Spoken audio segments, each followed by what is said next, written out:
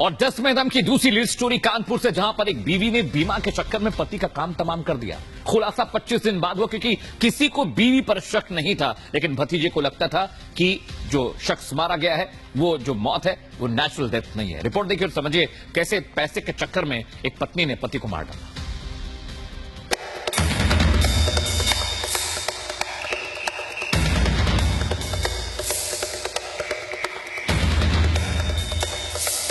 तमाम आशंकाओं से बेखबर सीसीटीवी कैमरे में मॉर्निंग वॉक पर निकले इस शख्स को इस बात का जरा भी अंदाजा नहीं था कि ये इसकी जिंदगी की आखिरी मॉर्निंग वॉक है, और महज चंद कदम दूर मौत इस पर झपट्टा मारने के लिए घात लगाए बैठी है। जी हां, कानपुर पुलिस की गिरफ्त में दिख रही यही वो महिला है जिसने नाजायज रिश्ते और जायदाद की लालच में आकर अपने पति की हत्या की ऐसी साजिश रची कि किसी की भी रूह कांप जाए।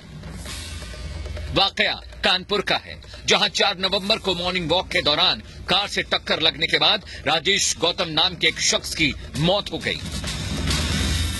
रिपब्लिक मीडिया नेटवर्क की टीम इस वक्त मौजूद है उसी स्पॉट पर जहां पर जो राजेश गौतम है उनकी हत्या की गई थी। दरअसल आपको बता दें यही वो स्पॉट है जहां पर वो मॉर्निंग वॉक कर रहे थे। इसी रोड पर आपको दिखाएं तो यहीं पर जो गाड़ियां थी, 2 गाड़ियां थी, जिसमें एक से रेकी की जा रही थी और दूसरी इको जो मारुति की गाड़ी थी उससे उनको टक्कर मारी गई। राजेश गौतम की पत्नी उर्मिला अपनी साजिश में कामयाब भी हो जाती, क्योंकि पेशे से शिक्षक और बेहद शांत स्वभाव वाले राजेश गौतम की किसी से कोई दुश्मनी नहीं थी। इसलिए मृतक राजेश के घर वालों ने भी इस वारदात को हादसा मानते हुए जिंदगी में आगे बढ़ने का फैसला किया।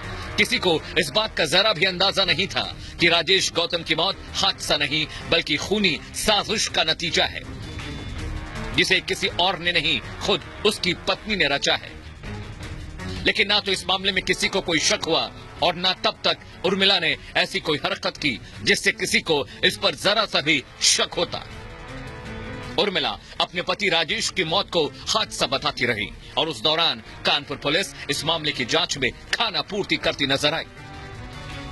शुरुआत में ये मामला एक्सीडेंट का ही लग रहा था। उसके बाद आसपास की सीसीटीवी कैमरेज जब देखे गए गाड़ी आइडेंटिफाई करने के लिए, तो एक पैटर्न उसमें दिखा कि घर से निकलने के बाद 2 गाड़ी लगातार उसके पीछे चल रही थी और जिसमें से कि एक गाड़ी आगे जाकर यू टर्न करके भी वापस आई थी, जिसकी वजह से संदेह हुआ कि एक प्लान्ड तरीके से ये घटना को अंजाम दिया गया है। इस मामले में सबसे अहम रोल निभाया मृतक राजेश गौतम के भतीजे ने, जिसे अपने चाचा की मौत का ऐसा सदमा लगा कि उसने अपने चाचा की मौत के लिए जिम्मेदार शख्स को दुनिया के सामने लाने के लिए दिन रात एक कर दिया और ड्राइवर की तलाश में मौका वारदात के आसपास के पूरे इलाके के सीसीटीवी फुटेज खंगाल दिए। जिसके बाद इसी दौरान नेवी में तैनात राजेश के भतीजे कुलदीप के हाथ ये सीसीटीवी वीडियो लगा, जिसमें उसे साफ साफ दिख गया कि उसके चाचा को ठोकर मारने वाली गाड़ी पहले से ही मौका वारदात के पास खड़ी थी। लिहाजा कुलदीप ने ये वीडियो फौरन कानपुर पुलिस को सौंप दिया, जिसके बाद आगे की कड़ियों को जोड़कर पुलिस ने राजेश गौतम की हत्या का सनसनीखेज खुलासा कर दिया। कुछ चीजें जो शुरू से ही संदिग्धता पैदा कर रही थी कि 2 गाड़ियां होना, साथ में होना और घर से बाहर निकलते ही उनके पीछे लग जाना, फिर यू टर्न लेके फिर उनके पीछे लग जाना, तो फॉलो कर रही थी उनको। और वो जहां उनको मौका लगा 2-2.5 किलोमीटर चलने के बाद कि हाँ अब डिस्टेंस अच्छी हो गई है और अब लोगों का आवागमन भी इस जगह पर कम है, वहां पर उन्होंने देख के मौका मार दिया। मौका करके उन्होंने इसका एक्सीडेंट कर दिया।